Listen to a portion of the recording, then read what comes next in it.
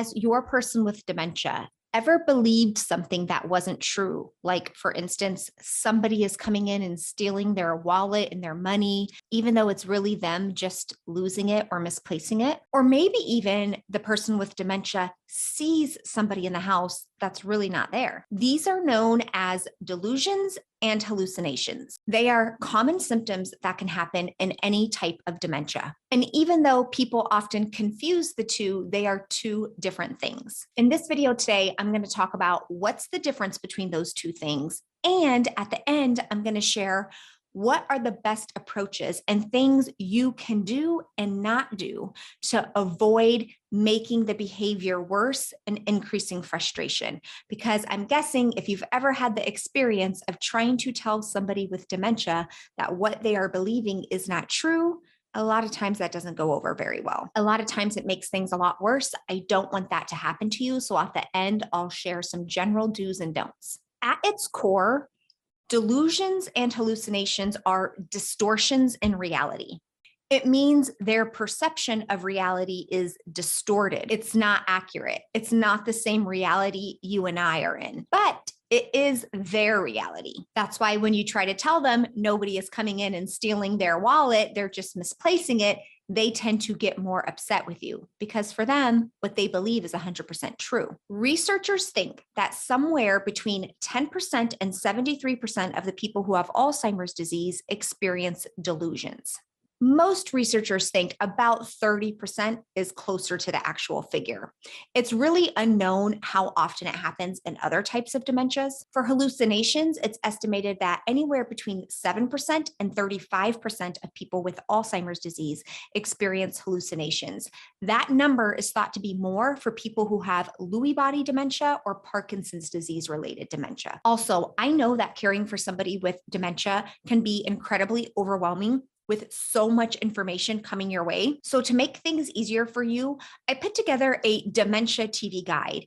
It's basically a TV guide with 100 of my top videos separated into different categories. So you can jump to the category that you're most needing right now, whether that's dealing with difficult behaviors, dealing with caregiver stress, trying to prep for the future, or even just understanding the disease. You can download that free TV guide, jump to the section you're most interested in and read about all the different videos that are on that topic and then simply click to be taken to that video. You can grab that free guide in the link in the description and save yourself lots of time trying to search through thousands of videos on the internet. Okay, let's get back to delusions and hallucinations. Usually when we hear those symptoms, they're bundled together. People use them interchangeably, even though they are two different things. So let's start with a delusion. What is it? A delusion is an odd or an unusual or strange belief that the person with dementia believes despite all the evidence to the contrary. People without dementia can have delusions too,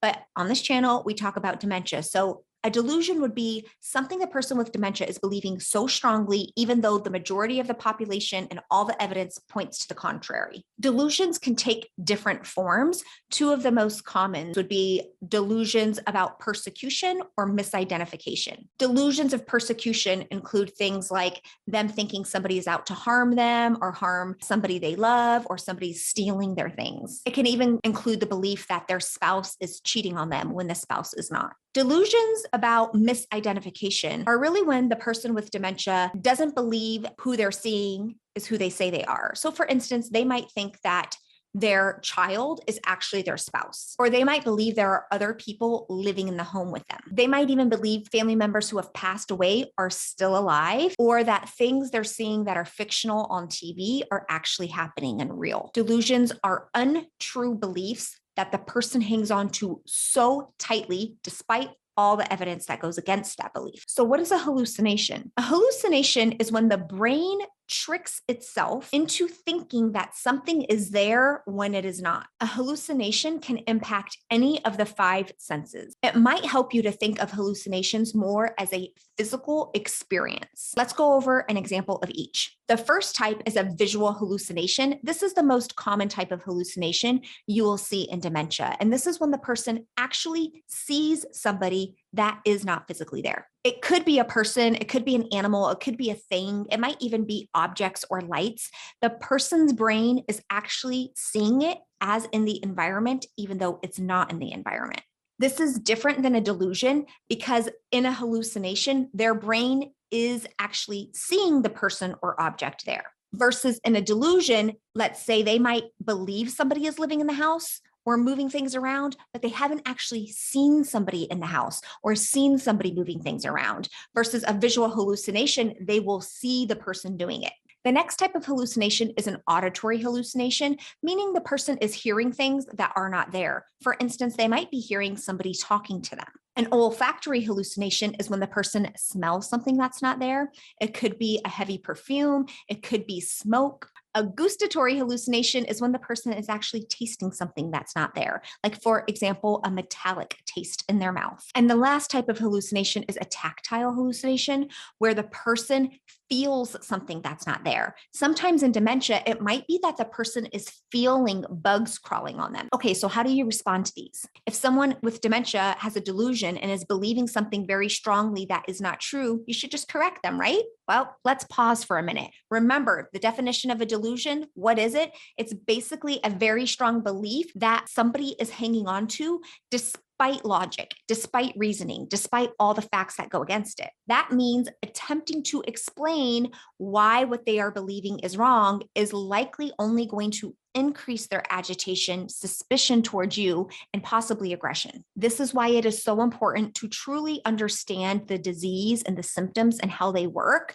because when we don't, we just start interacting and responding to them like we would respond to anybody, not realizing that in our approach to respond, we're making things worse many times. We don't want to do that. What about a hallucination? You can certainly tell them the thing that they're seeing is not there, right? Again, it might not be real to you, but it is real to them. They are literally seeing that thing. While telling them nothing is there might work in some cases, for the most part, it tends to make them more upset. It makes them more in distress. So if we don't really want to correct them, what in the world can you do? Some of my top tips in this situation is to respond to the emotion underneath their words rather than the actual words. You want to reassure them, comfort them, let them know you are hearing them out. You're not just trying to dismiss it as not real.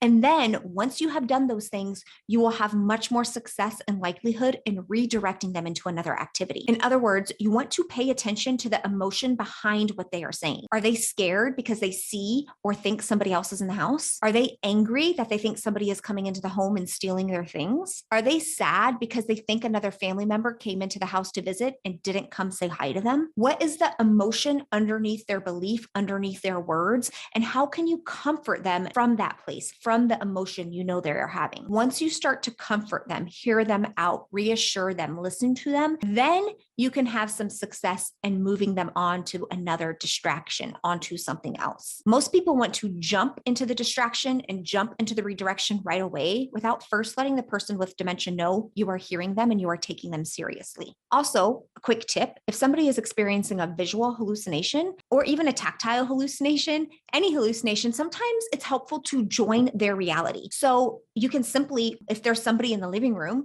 you can say, okay, you know what? I'm going to take care of this. I'm going to get that person to leave. Let's move you into the kitchen while I do that. Simply a change in environment and scenery can help that hallucination go away. If they are believing there are bugs crawling on them and they are feeling bugs are crawling on them, you can literally go and help remove some of the bugs on them and then start to move them into a different area and get them engaged into a different task. So many people, because they don't understand the disease and how it's working, they would think that is a lie, but that is not a lie because in the person with dementia's world, in their mind, it is the 100% truth. So we can't consider this lying at all. It's a totally different thing. Caring for somebody with dementia is about understanding the disease and being able to join their reality. Trying to care for somebody with dementia from your reality often leads to more frustration and does not work. Okay, so be sure to download the Dementia TV guide if you want to dive in further into best caregiving practices, approaches, and tips. That link is in the description. If you'd like to learn more about how to work on a deeper level with me, how to go over the material we talk about in videos and apply it to your personal situation, as well as connect with some of the most loving, kind, and supportive Careblazers ever, then I encourage you to check out my Dementia Care Club, where we take all of this information and apply it to your specific situation. The link to that is in the description below. Hang in there, Careblazer. I know this is really hard work. You're doing an amazing job. Bye.